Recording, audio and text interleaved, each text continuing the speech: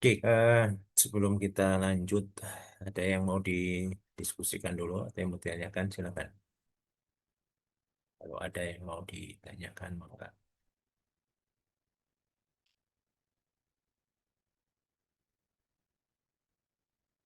kalau ada yang mau merekam juga mangga gitu ya. Kemarin rasanya udah tak kasih ini ya, uh, code itunya ya, claim host.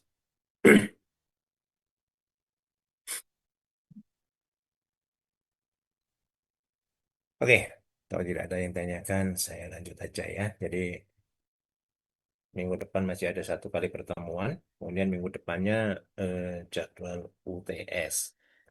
Karena hari Kamis Jumat itu kalau nggak salah itu libur seingat saya, maka nanti jadwalnya digeser ke hari Selasa ya. Jadi jadwal UTS untuk rekayasa bandar udara hari Selasa jam 5 ya. Di soalnya saya share di e-learning seperti tugas. Kira-kira itu ya. Oke, saya coba share kalau tidak ada yang mau didiskusikan. Kita lanjut terkait dengan konfigurasi bandara, gitu ya. Nah, apa itu konfigurasi bandara? Konfigurasi bandara adalah jumlah dan arah, gitu ya. Kalau jumlah berarti nanti dipengaruhi atau dipertimbangkan terhadap kapasitas, gitu ya. Berarti berapa volume lalu lintas pesawat yang akan menggunakan. Jumlahnya akan dipengaruhi oleh besarnya volume lalu lintas yang akan dilayani. Sementara kalau orientasi ini diarahkan searah dengan arah angin dominan. Kemarin sudah kita bahas terkait dengan hal itu, gitu ya. Jadi ketika pesawat akan mendarat, tuh ya, kalau dia menghadapi angin silang, tentu nanti heading dan tracknya itu arahnya berbeda. Padahal pada saat dia mendarat, arah heading itu harus searah dengan arah landas pacu atau searah dengan track, gitu ya. Nah, manuver untuk mengoreksi heading searah dengan track itu bukan pekerjaan yang mudah gitu ya. Kalau dia terlalu cepat mengoreksi, yang terjadi nanti pesawat akan touchdown di sebelahnya landas pacu itu ya, karena dia terdorong oleh angin silang. Sementara kalau dia terlambat mengubah heading, untuk pada saat touchdown, headingnya belum searah dengan arah landas pacu, itu juga akan menyebabkan pesawat keluar dari landasan. Nah, untuk alasan itu maka landas pacu harus diarahkan searah dengan angin dominan, gitu ya. Kemarin diagram mawar angin yang digunakan. Gitu. Nah, dalam konteks pelayanan lalu lintas yang ramai, yang padat, gitu ya, maka ada persyaratan yang ketat dalam hal ini yaitu 95% dari waktu landas pacu itu harus terbuka, gitu ya. Karena landas pacu itu akan ditutup ketika angin silangnya melebihi batas kecepatan tertentu. Nah, kalau arah angin dominannya itu lebih dari satu, biasanya ini terjadi di daerah-daerah 4 musim pada umumnya ya, maka tentu kita harus membuat arah landas pacunya lebih dari satu. Ya. Nah, jumlah dan orientasi landas pacu, kemudian letak terminal relatif terhadap landas pacu, ini yang disebut sebagai konfigurasi atau layout gitu ya. Sementara kita mesti mengingat bahwa bandara adalah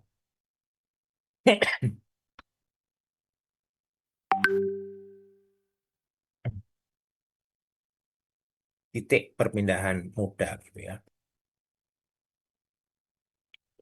atau peralihan dari moda udara ke moda darat atau sebaliknya gitu ya.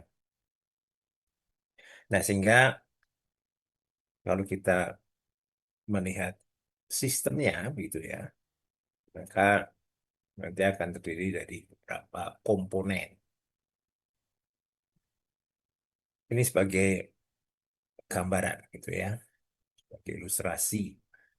Jadi bandara nanti akan mengelola gitu ya, mengatur transportasi udara dan juga transportasi darat. Terkait dengan transportasi udara, maka area yang melayani disebut sebagai sisi udara atau airside. Sementara yang melayani transportasi darat disebut sebagai landside atau sisi darat gitu ya. Nah, sementara yang sisi udara, karena pesawat itu ada saatnya dia di permukaan dan ada saatnya juga dia di atas permukaan atau melayang gitu ya. Maka nanti di sisi udara itu ada permukaan dan ada ruang angkasa gitu ya. Ada dua kali. Ada permukaan dan juga ruang angkasa. Nah, dua-duanya itu dalam wewenang otoritas bandara gitu ya. Di sisi permukaan maupun ruang angkasa terminal ini dalam otoritas operator bandara. Demikian juga yang sisi darat.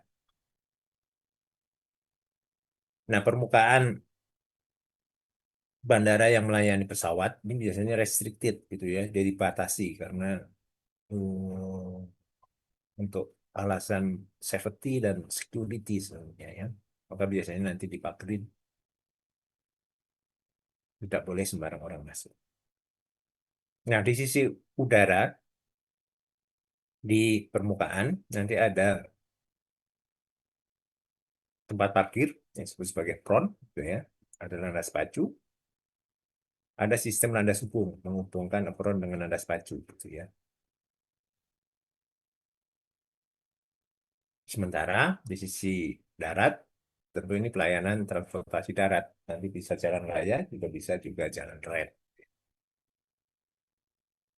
Kalau jalan rel atau angkutan umum gitu ya, berarti nanti ada platform di situ ya, ada emplacement untuk naik turun penumpang.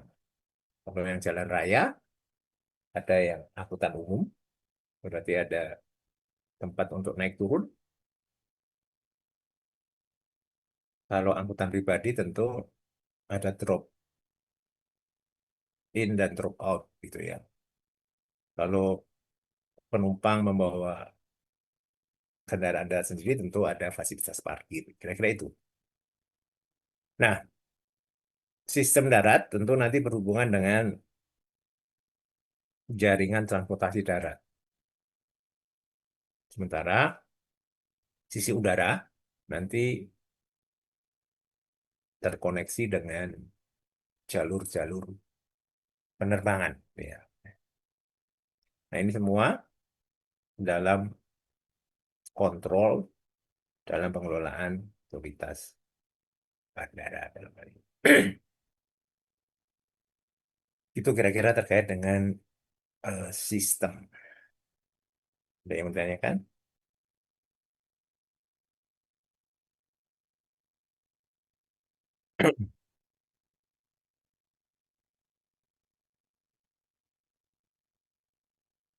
Oke, kita lanjutkan lagi ya. Nah, terkait dengan bagaimana nanti memprediksi kapasitas gitu ya, tentu ini kaitannya nanti dengan bagaimana pesawat itu menjaga jarak. Seperti di jalan raya juga gitu ya. Cara menebak kapasitas yang paling sederhana itu adalah menebak jarak antar kendaraan paling kecil yang pengguna atau pengendara itu berani, gitu ya, disebut sebagai critical headway. Nah, di pesawat nanti juga ada pengaturan jarak antar pesawat satu dengan pesawat berikutnya. Nah, ketika pesawat terbang, gitu ya, dia menggunakan media udara, maka di belakangnya itu, di belakang jejak dari pesawat yang bergerak, maka udara akan bergerak dengan tidak steady, gitu ya, tidak laminer, gitu. Dia akan turbulen. Salah satunya nanti ada vortex, gitu ya, ada angin yang berputar. Semakin besar pesawat, vortex force-nya itu juga semakin besar. Maka biasanya nanti kalau pesawatnya besar, kemudian pesawat berikutnya itu kecil, nanti jaraknya lebih renggang dibanding dengan pesawat kecil, belakangnya pesawat besar. Salah satu pertimbangannya. Kalau dipelajari lebih rinci lagi, nanti ada beberapa faktor. Tapi kira-kira eh, secara keselamatan gitu ya, nanti akan ada batas minimum jarak dari satu pesawat ke pesawat berikutnya. Nah, mengatur jaraknya itu nanti ada dua rule gitu ya. Ada dua aturan. Aturan yang pertama adalah visual. Jadi kondisi cuaca memungkinkan pesawat itu secara visual terlihat gitu ya. Jadi antar pesawat nanti bisa saling melihat. Cara yang kedua adalah dengan instrumen. Kalau ini kondisi cuaca menyebabkan jarak penglihatan di bawah kondisi yang ditetapkan oleh visual flight rule. Sehingga jarak yang ditetapkan dengan instrumen flight rule ini biasanya lebih renggang dibandingkan dengan visual.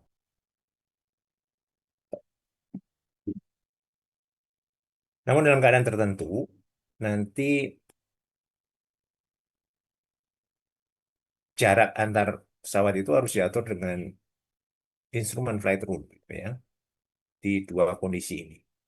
Di kondisi rute-rute penerbangan dengan kecepatan tinggi, biasanya pesawat-pesawat dengan mesin jet, gitu ya, atau di bawah terminal air control area atau area dalam wewenang otoritas bandara. Itu diatur dengan instrument flight rule, jarak antar pesawat. Nah, karena ada dua cara ini, maka nanti kapasitas itu juga agak berbeda untuk kondisi visual dan untuk kondisi instrumen kira-kira.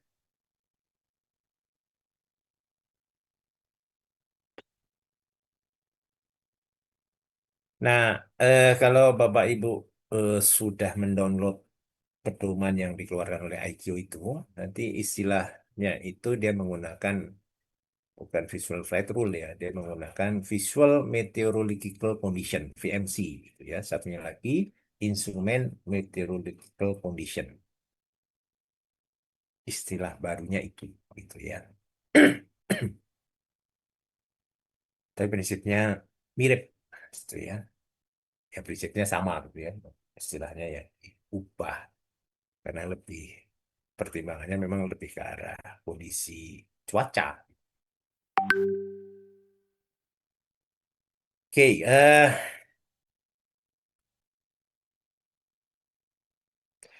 konfigurasi tadi kan jumlah dan arah gitu ya. Nanti akan ada 4 tipikal, gitu ya. Yang satu tunggal, berarti hanya ada satu landas pacu. Berarti ada satu front atau satu terminal, gitu ya. Dan ada landas hubung. Kemudian ada juga yang landas pacunya lebih dari satu. Kalau lebih dari satu, nanti arahnya bisa sejajar, gitu ya. Bisa juga arahnya tidak sejajar. Kalau sejajar, sebutnya landas pacu sejajar, paralel. Ya. Sementara kalau yang tidak sejajar, nanti ada dua tipe. Ada yang bersilangan, artinya landas pacu itu secara fisik berpotongan, begitu ya. Arah satu dengan arah dua itu berpotongan. Ada lagi yang V terbuka, arahnya tidak sama, tapi landas pacu itu secara fisik tidak berpotongan, gitu ya. Jadi 2, 3, 4, ini landas pacunya lebih dari satu. Yang dua, lebih dari satu, arahnya sama. Yang 3, 4, lebih dari satu, arahnya tidak sama. Yang tiga, landas pacunya berpotongan, gitu ya. Jadi kayak ada simpang, gitu ya. Sementara yang V terbuka atau open V, ini arahnya tidak sama, tapi tidak berpotongan. Nah, dari konfigurasi tipikal ini, nanti masing-masing punya kapasitas, gitu ya. Masing-masing nanti punya kelebihan. Masing-masing tentu juga punya kekurangan. Nah, berikutnya lagi nanti Bapak Ibu baca saja ya. Ini sebagai contoh yang tunggal ya. Kondisi visual dengan kondisi instrumen, itu instrumen berarti kapasitasnya lebih kecil karena jaraknya lebih renggang tadi. Nah, kenapa ini dalam rentang? Karena eh, tentu landas pacu yang digunakan dua arah nanti berbeda dengan landas pacu yang digunakan searah. Landas pacu yang digunakan hanya untuk lepas landas saja dan mendarat saja dari arah satu, begitu ya, tentu berbeda dengan yang dua arah. Atau dia kombinasi antara pendaratan dan lepas landas. Itu juga nanti akan mempengaruhi. Gitu kira-kira. Jadi kapasitasnya akhirnya dalam.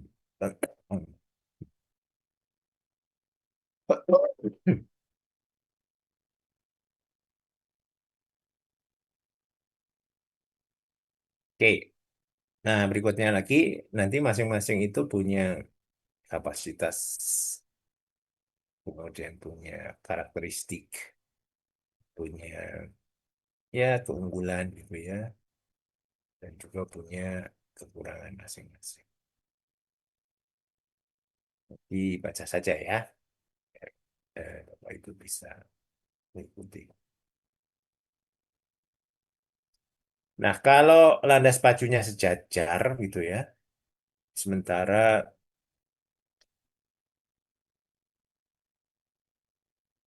jumlah landas pacunya 4 sebagai contoh gitu ya, maka gedung terminal di tengah itu lebih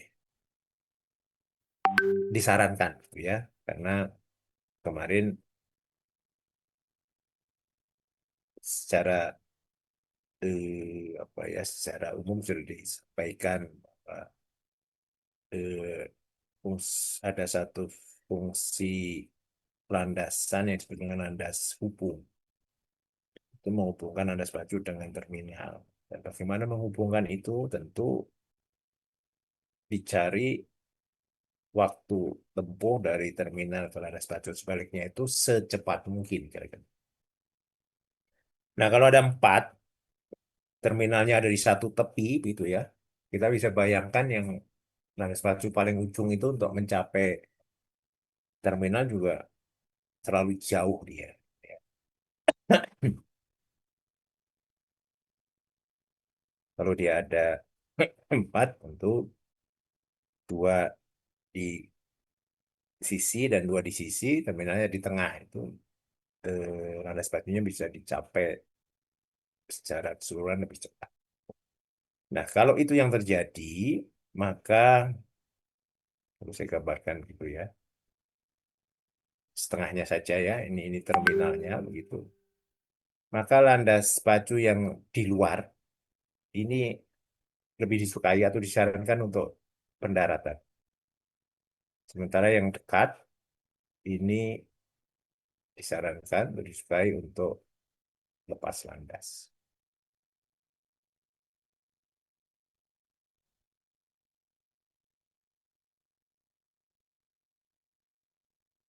Ya, alasan yang logik dari hal ini tentu Bapak Ibu bisa merujuk lagi bobot gitu ya, maksimum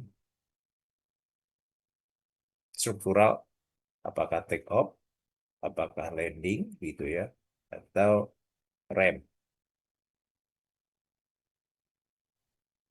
maksimum maksimum struktural rem weight ini yang paling berat, gitu ya. Pak Ibu mestinya memahami semakin berat kendaraan tentu dia semakin tidak lincah kira-kira. Nah, berarti yang diharapkan memotong landas pacu aktif ini adalah kendaraan. Kendaraan dalam hal ini pesawat, pesawat yang lebih lincah. So, yang lebih lincah itu pesawat yang punya bobot paling rendah. Itu adalah pesawat yang baru saja mendarat. Di pesawat yang baru mendarat, ini yang paling ringan. Sehingga dia disarankan untuk atau disukai atau diutamakan gitu ya. Dia yang memotong landas pacu aktif. Ini gerakan dari ujung tepi landas pacu yang paling tepi ini ke terminal, ke apron, tentu dia bisa melakukan dengan lebih gesit. Kira-kira itu.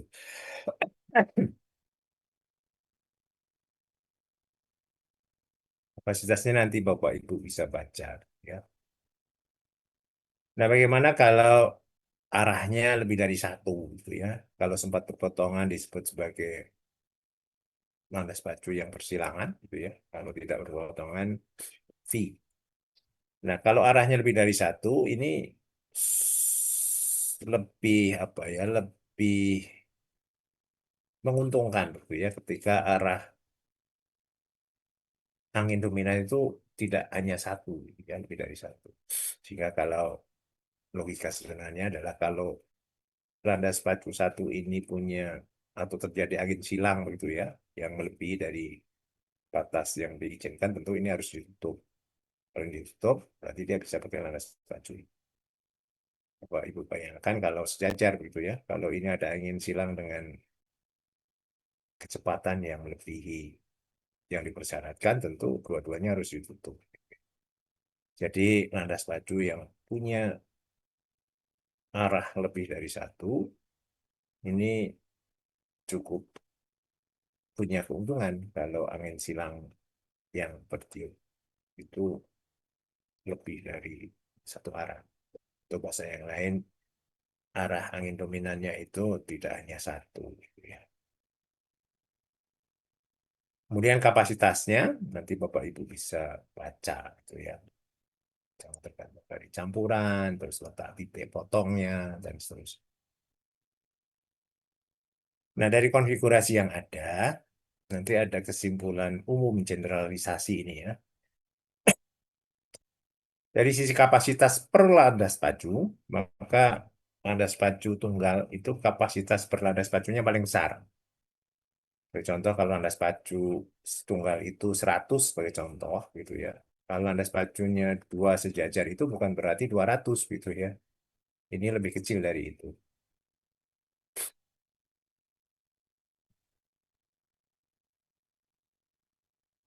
Nah, V terbuka dengan arah meninggalkan V ini lebih baik gitu ya dibandingkan dengan yang potongan kapasitas. Apabila ada potongan, maka dioperasikan dalam arah menjauhi titik potong itu lebih baik gitu ya. Dan titik potong diletakkan sedekat mungkin dengan ujung awal arah itu ya. Nah, kira-kira terkait dengan konfigurasi itu, jadi jumlah dan arah, kemudian letak relatif terhadap nah, nah, fasilitas yang lain di bandara itu ada peron. Peron ini adalah tempat di mana pesawat itu di hold, pesawat itu di handle, gitu ya. Pesawat itu berhenti dan dilakukan penanganan. Bisa naik turun penumpang, bisa juga terkait dengan persiapan sebelum lepas landas dan seterusnya. Nah, apron nanti jenisnya atau tipenya nanti ada yang terkait dengan gate. Berarti ini terhubung dengan kalau ini terminal begitu Bapak Ibu. Kalau ini penumpang berarti nanti ada gate penumpang itu masuk dan keluar terminal. Kalau dia berhubungan dengan gate itu ini kalau ada apron, ini disebut sebagai kit apron. Ada lagi yang disebut sebagai holding apron. Kalau holding apron ini apron gitu ya, tapi tidak terkoneksi langsung dengan kit. Biasanya dibuat lebih kecil, biasanya untuk menghandling eh, pesawat sementara kalau kit apronnya penuh. Ya. Tapi kalau keseringan penuh ya bisa saja ini difungsikan sebagai semacam kit apron begitu ya. Kemudian koneksinya dengan kit nanti dengan alat transport yang lain sebagai contoh bus.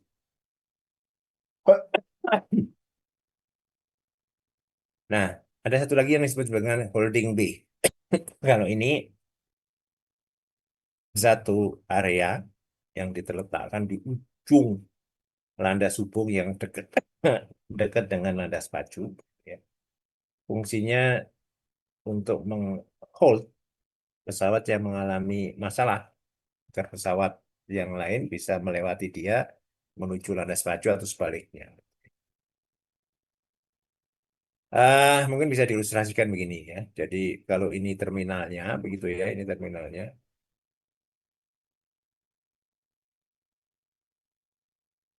Cek, suara saya masih terdengar ya? Masih Mendengar, Pak, Pak. terdengar Oke. Pak, masih. Ah, ini terminal, begitu ya. Berarti gate yang berhubungan dengan, sorry, apron yang berhubungan dengan gate ini disebut dengan gate apron. Ada apron yang tidak berhubungan langsung dengan eh, gate yang disebut dengan holding apron. Nah, ada lagi yang disebut dengan holding bay. Holding bay ini hanya ada di ujung-ujung ini. Kalau ini landas pacu, gitu ya. Ini landas ujung, dia taruhnya di ujung-ujung ini. Fungsinya adalah, sorry.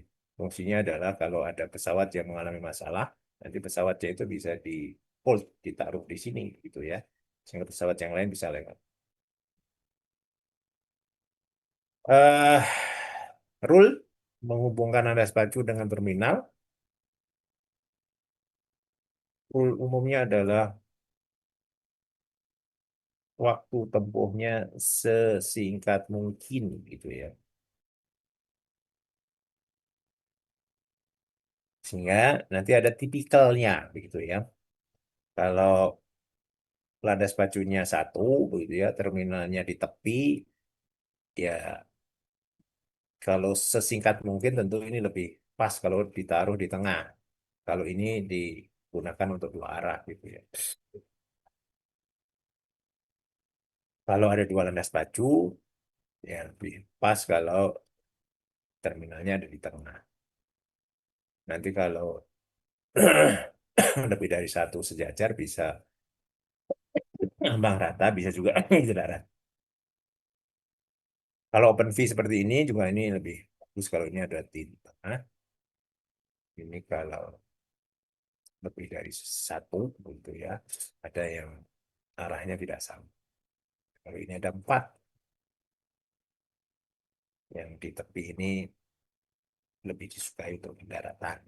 Ya, tadi udah tipikalnya begini. Ini satu, dua, model-model ini tipikal, gitu ya. Nah, nanti kalau di lapangan tentu akan disesuaikan dengan tadi koneksi dengan jalan darat, ketersediaan lahan, dan seterusnya, gitu ya.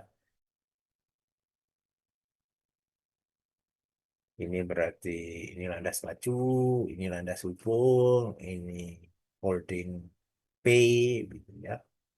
Peronnya ada di sini. Ini landas pacu, ini peronnya ada di sini. Dan seterusnya, gitu ya.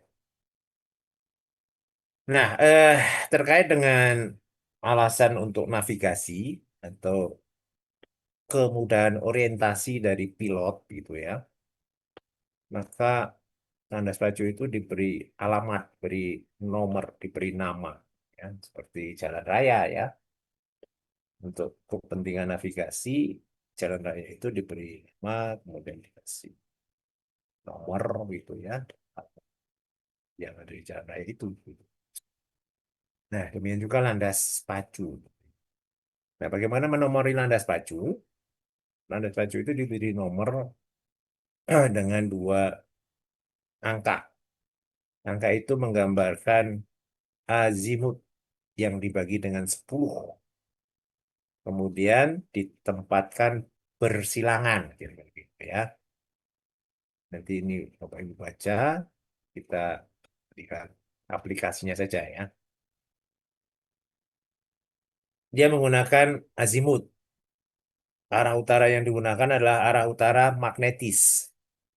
Kalau kemarin terkait dengan diagram mawar angin itu, yang untuk analisis arah dominan, yang kemudian kita desain sebagai arah landas pacu itu menggunakan arah utara sesungguhnya. Data itu adalah data true bearing atau true north. Tapi ketika nanti menggunakan penomoran, ini menggunakan arah utara magnetis. Kenapa begitu?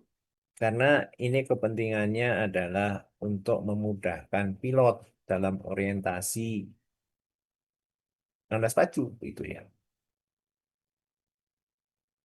Nah, pesawat itu melihat arah heading itu kan dengan melihat instrumen gitu ya, kompas. Nah, apa yang ditunjukkan oleh kompas itu adalah arah utara magnetis, bukan arah utara sungguhnya. Mungkin di beberapa tempat ada arah utara magnetis sama dengan arah utara sesungguhnya. Tapi kalau di Indonesia sebagai contoh, arah utara magnetis tidak sama dengan arah utara sesungguhnya. Ada koreksi. Ini Bapak Ibu bisa cek lagi. Nah, azimut arah utara itu ini azimutnya adalah 0 atau 360. Kemudian nilai azimut itu nilai sudut yang searah dengan nanti jarum jam dari arah utara magnetis. Sebagai ilustrasi, kalau arah barat timur, kalau selatan, sorry, kalau atas itu adalah utara, berarti ini timur, ya, pastinya ya. Berarti ini barat, gitu ya.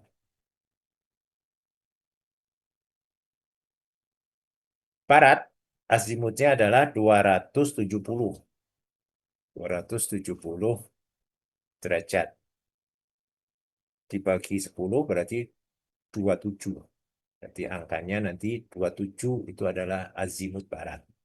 Sementara timur itu azimutnya 90. Kalau dibagi 10 berarti 9. Karena dia di angka berarti 0,9. Nah, angka 27 ini ditaruh di sisi sini. Sementara yang 0,9 ditaruh di sisi sini. Disebut dengan persilangan. Nah, cara menaruhnya searah dengan arah datangnya pesawat yang mau mendarat itu. Berarti dari arah sini kan. Dari arah sini berarti angka 27-nya menghadap ke sini. Ya, tapi kalau dari arah sini berarti 09-nya menghadap ke sini. Jadi 09 ini kan dari arah sini. Kalau dari arah ini sini kan jadi 60 kan. Nah, cara meletakkannya begitu ya. Jadi dari arah datangnya pesawat. Sehingga nanti kalau pesawat itu diminta mendarat di landas pacu 2709 dari arah 27, maka pilot tinggal men-set heading pesawat itu 270 kira-kira. Pilot diminta mendarat di landas pacu 0927 dari arah 09, berarti dia tinggal men-set headingnya itu 90. Dia memudahkan. Kenapa tadi harus ditaruh persilangan itu? Konteksnya itu. Dong ya. Dan kenapa arah utara magnetis? Karena yang dilihat oleh pilot waktu melihat heading itu adalah kompas.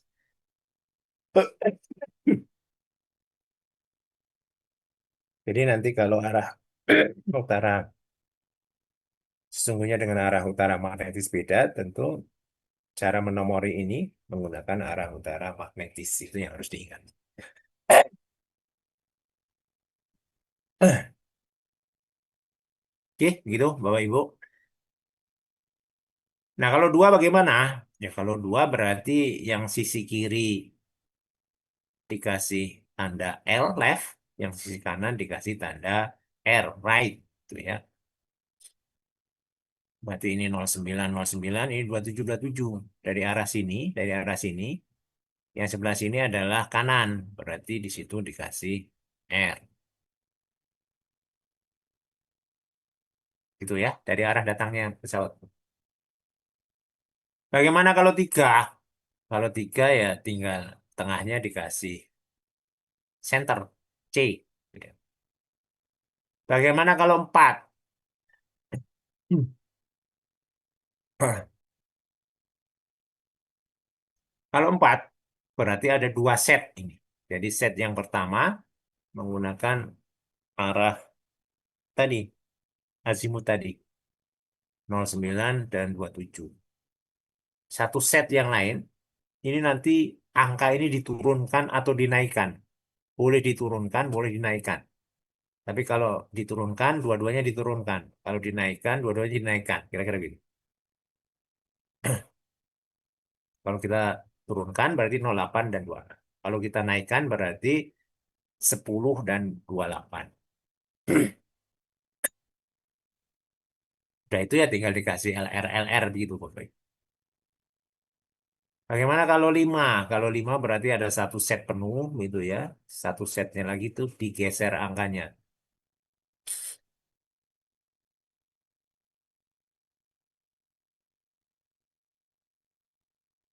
Bagaimana kalau 6? Ya satu, dua set penuh gitu ya.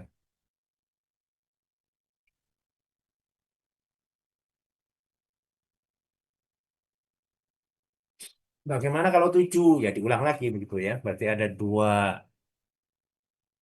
set plus satu set full. Berarti yang diturunkan ada dua nanti.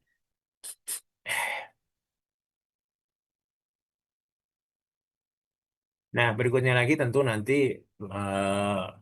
bandara itu punya punya punya nilai, ya kita sebut itu nilai ekonomis dalam berbagai kriteria, ya, ketersediaan lahan, kemudian koneksi dengan jalan darat dan seterusnya itu ya. Tentu ada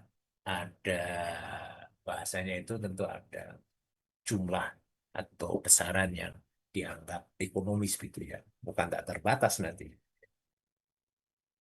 Sebagai gambaran, nanti Bapak Ibu coba cari gitu ya, data aja. Bapak Ibu bisa nanya ke IT, bisa IT, bisa nanya ke apa itu, kecerdasan buatan itu, Bang.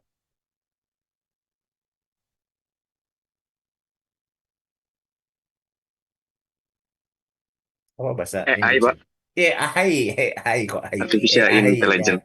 Betul betul AI, artificial intelligence. Bapak Ibu bisa tanya, cari di dunia ini yang punya landas pacu sejajar ya, ingat sejajar,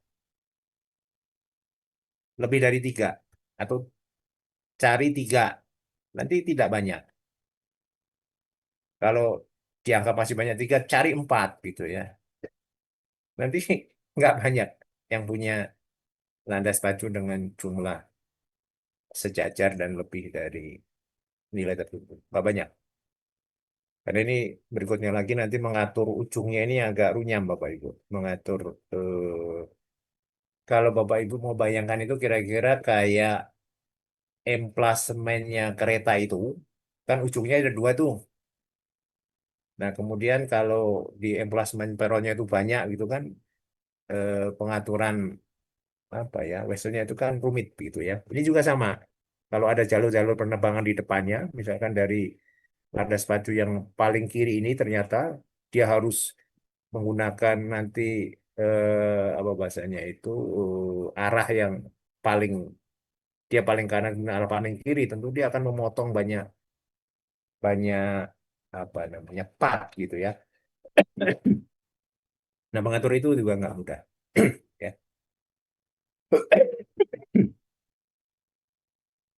Itu salah satu yang tadi argumen kenapa per satu per unit landas pacu itu yang tunggal itu kapasitasnya paling besar gitu ya. Pada konteks-konteks seperti itu. Itu Bapak Ibu sebagai ini aja sebagai apa ya bahasanya itu agar Bapak Ibu bisa punya ilustrasi gitu ya. Secara teoritis ini seolah-olah tak terbatas gitu ya. Tapi berikutnya lagi nanti yang membatasi berikutnya lagi itu adalah kelaikan gitu ya, kelayakan baik dari sisi environment dan seterusnya. Seperti pesawat saja kan, pesawat itu kan bisa dibikin besar, besar dan sangat besar kan gitu ya. Berikutnya lagi nanti dia akan berpikir juga gitu ya. Kalau pesawatnya dibikin sangat besar nanti bandaranya tentu harus mempunyai utilitas yang juga besar, alat-alat bantu yang juga besar. Sebagai contoh sekarang ada pesawat Boeing A380 gitu ya. Apakah bandara-bandara besar di Indonesia itu mampu menghandle itu? Ya belum tentu gitu ya. Hanya beberapa saja gitu ya. Nah, angka-angkanya ini ditaruh di markas seperti jalan gitu ya. Ini ukurannya ini dalam meter ini Bapak Ibu. Nah, ini ukuran-ukuran ini ada di buku IQ itu sesungguhnya ya, ini dalam meter. Ini berarti 9,0. Berarti panjangnya itu 9 meter, lebarnya angka yang agak miring ini 3,94. Kalau angka yang biasa ini 3. Berarti rasionya ternyata 3 per 9 atau 1 banding 3.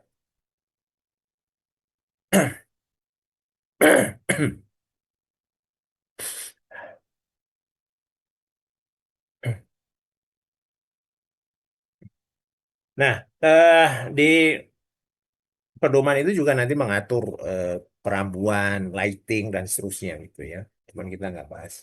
Waktunya nggak.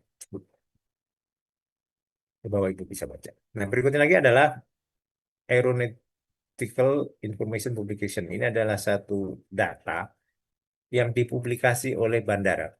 Jadi data ini data publis, bukan data rahasia gitu ya.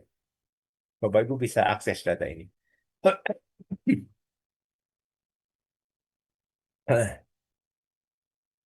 Bandara-bandara di Indonesia yang dioperasikan untuk bandara-bandara publik gitu. Data ini ter, terpublikasi.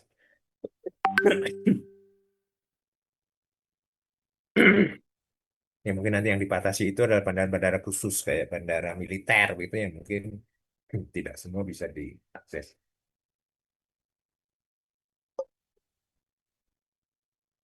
Ya mungkin mirip terminal Bapak Ibu, terminal yang untuk umum itu dan terminal yang khusus nanti data-datanya juga yang satu bisa dipublish gitu ya, semua orang bisa mengakses, yang satu juga terbatas.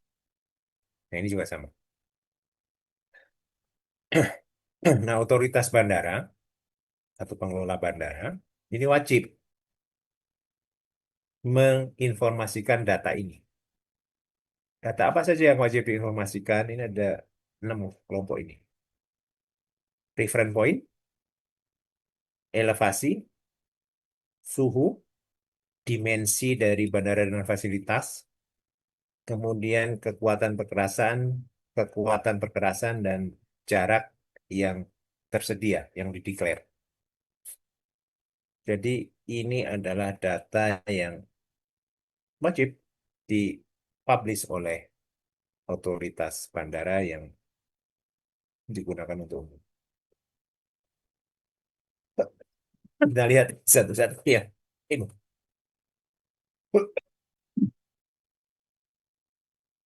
Terkait dengan Aerodrome Reference Point, ini adalah titik XY itu ya Bapak Ibu dari bandara. Biasanya adalah XY-nya titik tengah landas padi. Ini sebagai awal dari obstacle limitation surfaces. Apa itu obstacle limitation surfaces? Ini adalah satu permukaan yang harus clear gitu ya. di bawah permukaan itu boleh ada halangan, tapi di permukaan itu ke atas itu nggak boleh ada halangan. Gitu ya, nanti kita lihat seperti itu.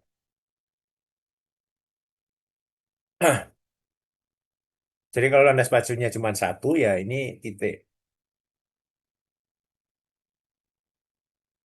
pusat dari landas pacu gitu ya. Kalau dia lebih dari satu, ya dicari titik pusat yang terbobot gitu ya. Bapak Ibu bisa cari jarak momennya gitu ya. Nanti akan ketemu satu titik dari dua landas pacu ini. Ini hanya mencari titik berat aja. Jadi yang dicari nanti adalah XY. Yang berikutnya lagi adalah elevasi. Berarti ini XY, berarti ini Z gitu Bapak Ibu. Berarti ini adalah elevasi dari area pendaratan yang paling tinggi. Jadi landas pacu ini tadi kan punya XY. XY-nya itu di tengahnya. Sementara Z-nya ini nanti adalah permukaan yang paling tinggi dari landas pacu ini.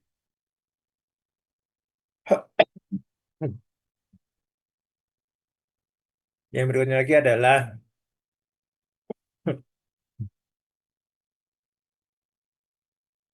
suhu rujukan.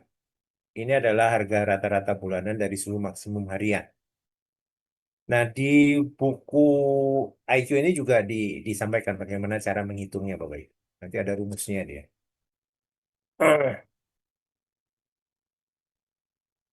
Nanti ada rumus. Nah, apa itu rata-rata bulanan dari suhu maksimum harian bulan terpanas?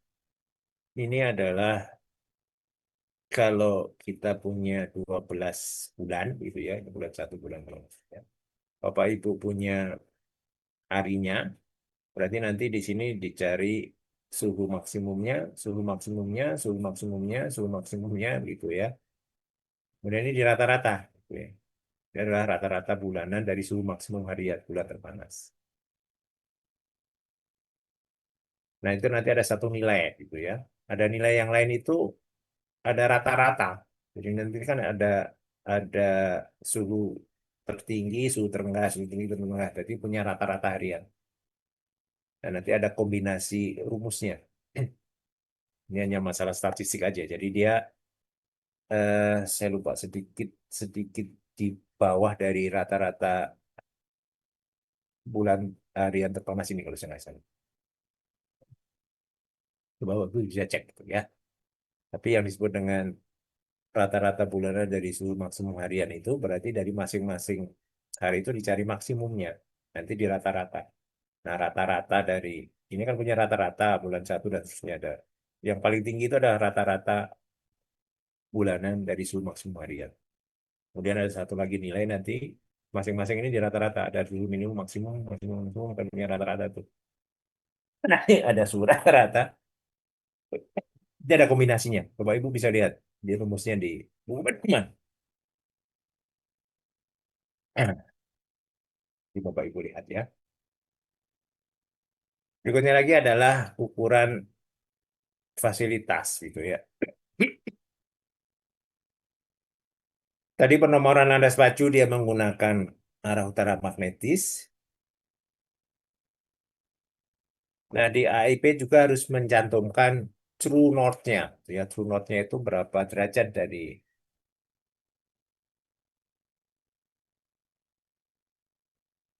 magnetic north-nya itu ya. Kemudian lebar, panjang, dan seterusnya gitu ya. Jenis permukaan. Nah, ini penting. Halangan yang mengganggu penerbangan di sekeliling bandara.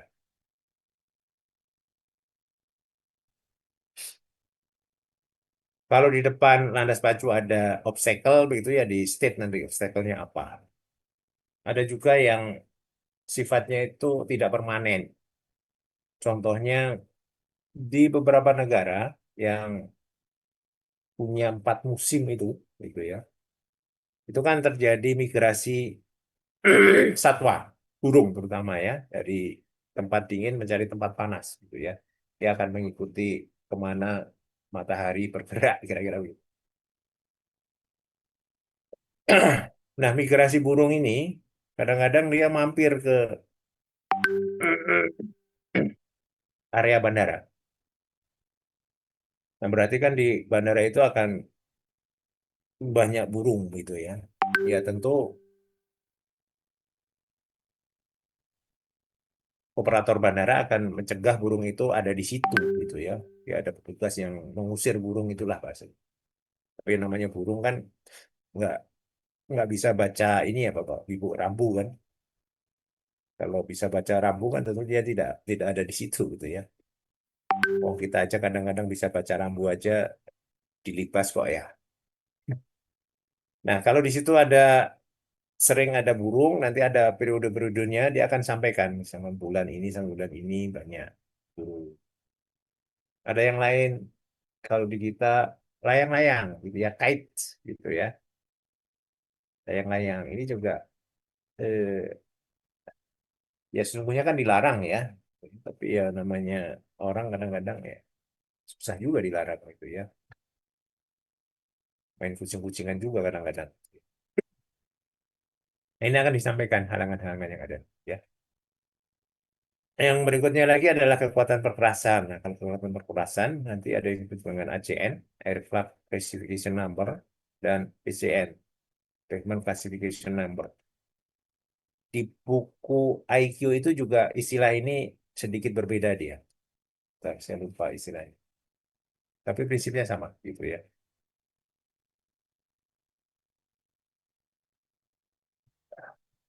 Nah, saya lupa istilahnya. Tapi agak sedikit berbeda. Tapi maksudnya sama. Terkait dengan pesawat dan terkait dengan pavement.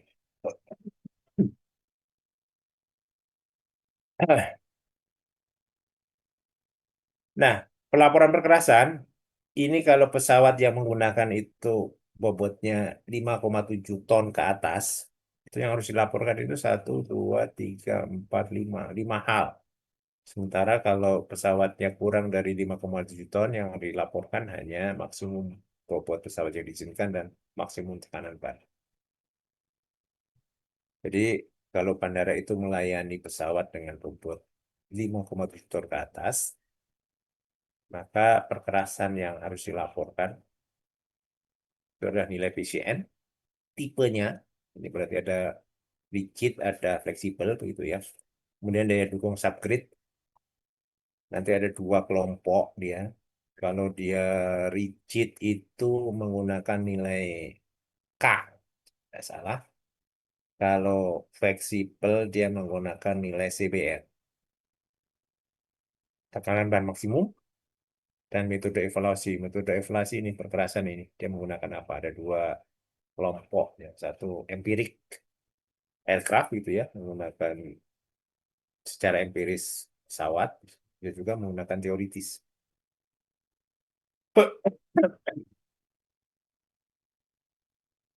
Nah, berikutnya lagi adalah jarak yang dilaporkan. Kemarin Bapak Ibu sudah belajar ada take off run, ada take off distance, ada landing distance, ada accelerate stop distance, ada apa lagi Bapak Ibu?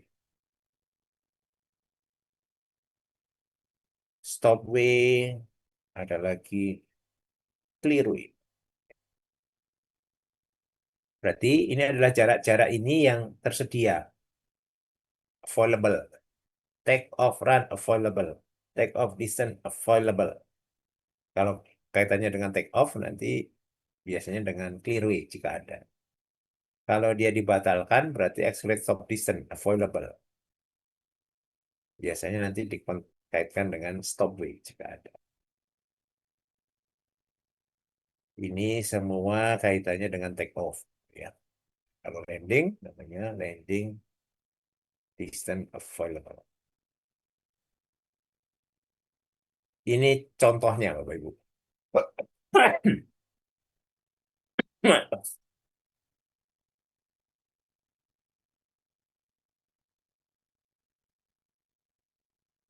Kalau tabel, bentuknya kan tadi kan ada take off run, ada exit stop distance, ada take off distance, ada landing distance.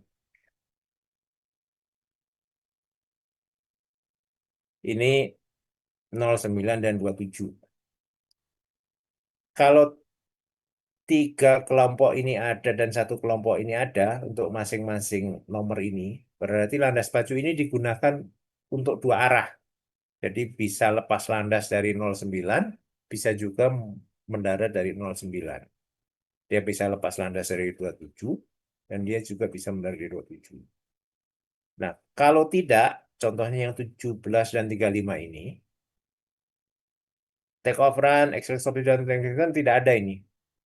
Not use. Berarti dari arah 17 ini tidak digunakan untuk lepas landas.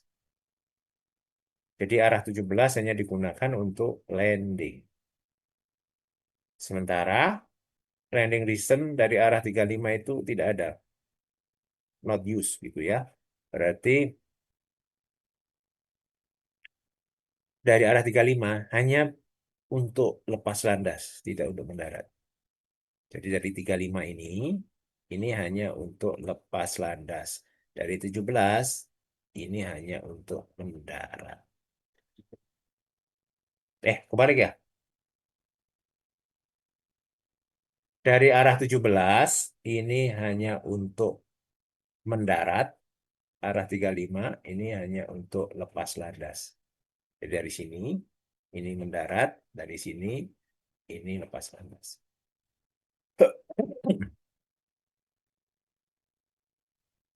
Oke, sekarang kalau dilihat apa namanya potongan memanjangnya begitu ya Bapak Ibu. Take off run, accelerate stop distance, take off distance tanpa clearway. Ini semua 1800. Berarti 1800 ini full depth pavement atau full strength gitu ya. Berarti ini satu ketebalan saja. Demikian juga dari arah 35. Berarti potongan memanjangnya cuma hanya ada satu ketebalan. Sementara yang di sini, karena dia digunakan untuk dua arah, ya kita lihat gitu ya. 09. 09. 09 kan dari sini, Bapak Ibu. Untuk mendarat 1850.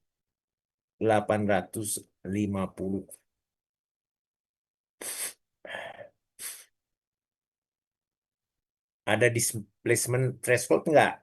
Kalau ada displacement threshold ya disampaikan. Kalau tidak, ya tidak gitu ya.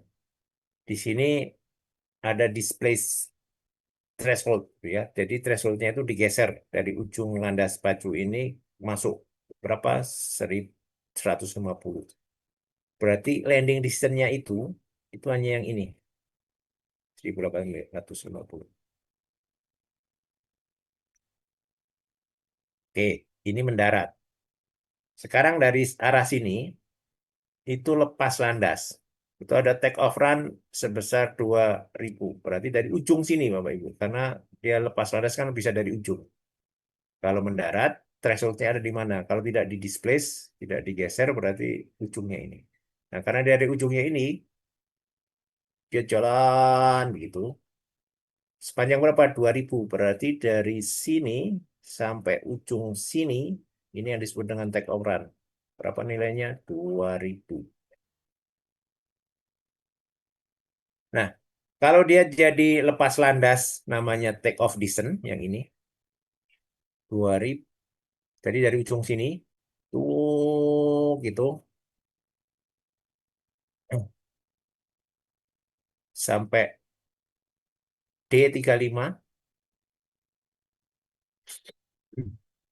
Berarti dia ada 150 tambah 1500 tambah clearway-nya ada 580. Berarti take off distance-nya ada 2580.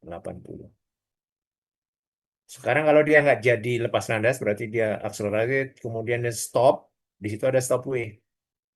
Stopway-nya 300. Berarti accelerate stop distance-nya adalah 150 tambah 1850 tambah 300.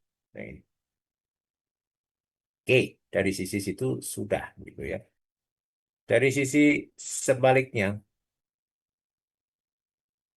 dari sini yang 27. Sama kayak tadi, ada take off run. Dari ujung sini berarti gitu sampai sini 2000. Landing distance 2000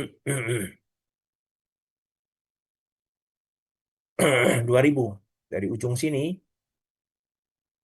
terus sampai dia berhenti 2000. Jadi landing distance-nya juga 2000 nih. Take off run, landing distance. Karena tidak ada threshold yang digeser. Kemudian accelerate stop distance berarti dari ujung sini gitu ya sampai dia nanti berhenti berarti dengan stop wave berarti 2350. Eh,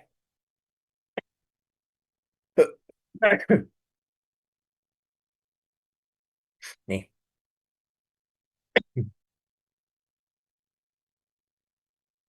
Kalau dia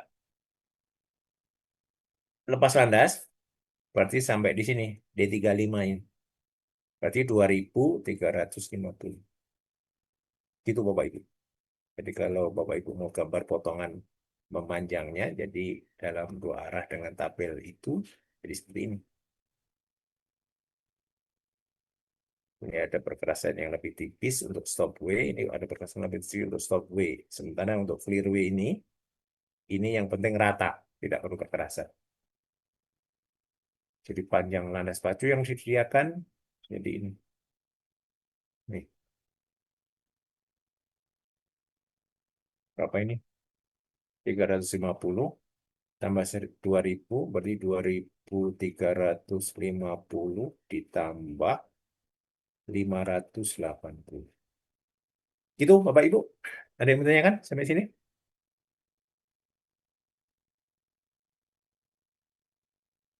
Oke, tidak. Berikutnya lagi obstacle limitation surfaces. Ini bentuknya seperti ini. Bentuknya seperti lingkaran begitu ya.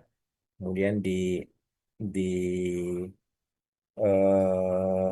arah memanjang landas pacu maupun arah melintangnya itu nanti ada kemiringan-kemiringan trapezoid.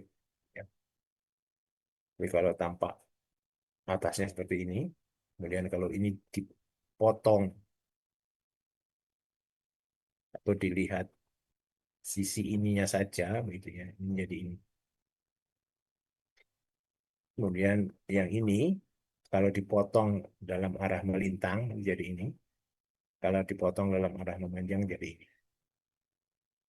Kalau yang ini berarti setelah ini, yang ini dipotong AA jadi ini dalam arah memanjang berarti. Ya, ini dipotong dalam arah melintang. Nah, Bapak Ibu bisa lihat sekarang kemiringan untuk lepas landas dengan kemiringan untuk landing ini berbeda. Yang landing itu lebih tajam.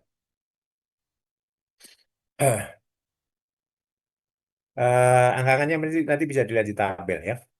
Nah, ini kalau dalam bentuk perspektif gitu ya, permukaannya ini seperti ini. Jadi di atas permukaan ini tuh nggak boleh ada halangan, tapi di bawahnya ini boleh. Gitu ya. Jadi di sini itu ada approach surface gitu ya. Slope-nya ada itu. Nah, tabelnya Bapak Ibu bisa baca ini. Tergantung nanti pada kelompok ini, kelompok landas baju ini. Satu, dua, tiga, empat. Waktu kita nanti membahas geometrik, nanti ini kita bahas. Kemudian nanti ada pesawat itu A, B, C, D, E, F. Ini approach. Approach itu berarti untuk pendaratan. Sementara yang ini untuk take off. Mungkin itu Bapak Ibu. Ada yang mau ditanyakan? Ada yang mau didiskusikan?